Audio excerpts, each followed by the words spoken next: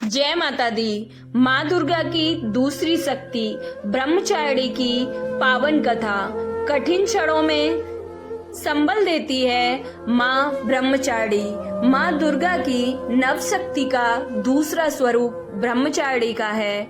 यहाँ ब्रह्मा का अर्थ तपस्या से है। माँ दुर्गा का यह स्वरूप भक्तों और सिद्धों को अनंत फल देने वाला है। इनकी उपासना से तप, त्याग, वैराग्य, सदाचार और संयम की वृद्धि होती है। ब्रह्मचारिणी का अर्थ तप की चारिणी यानी तप का आचरण करने वाली देवी का यह रूप पूर्ण ज्योतिर्मय और अत्यंत भव्य है। इस देवी के दाएं हाथ में जप की माला है और बाएं हाथ में यह कमंडल धारण किए हैं।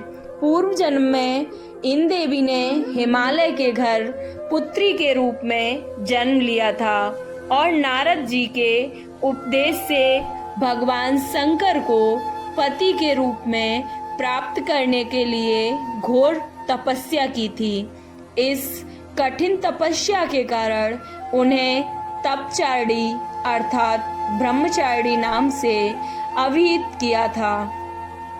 ब्रह्मचारिणी देवी ने 1000 वर्ष तक केवल फल फूल खाकर ही बिताए और 100 वर्ष तक केवल जमीन पर रहकर साग पर निर्वाहन किया।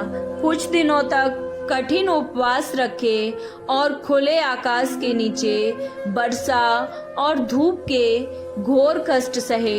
3000 वर्षों तक टूटे हुए बेलपत्र खाए और भगवान शंकर की आराधना करती रहीं।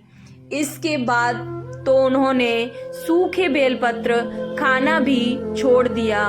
कई हजार वर्षों तक निर्जल और निराहार रहकर तपस्या करती रहीं। पत्तों को खाना छोड़ देने के कारण ही इनका नाम अपर्णा नाम पड़ गया। कठिन तपस्या के कारण देवी का शरीर एकदम क्षीण हो गया। देवता, ऋषि, सिद्धगण, मुनि सभी ने ब्रह्मचारिणी की तपस्या को अभूतपूर्व पुण्य कृत्य बताया, सराहना की और कहा, हे देवी, आज तक किसी ने इस तरह से कठोर तपस्या नहीं की। यह तुम्ही से संभव थी।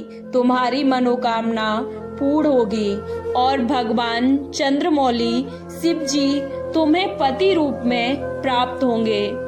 अब तपस्या छोड़कर घर लौट जाओ। जल्दी ही तुम्हारे पिता तुम्हें बुलाने आ रहे हैं। इस देवी की कथा का सार यह है कि जीवन के कठिन संघर्षों में भी मन विचलित नहीं होना चाहिए। माँ ब्रह्मचारिणी देवी की कृपा से सर्व सिद्धि प्राप्त होती है। दुर्गा पूजा के दूसरे दिन देवी के इस रूप की ही उपासना की जाती है। आपको ये कथा कैसी लगी कमेंट बॉक्स में जरूर बताएं और जय माता दी लिखना ना भूलें। वीडियो को लाइक, चैनल को सब्सक्राइब अवश्य करें। माता रानी आपकी सभी मनोकामनाएं पूर्ण करेंगी।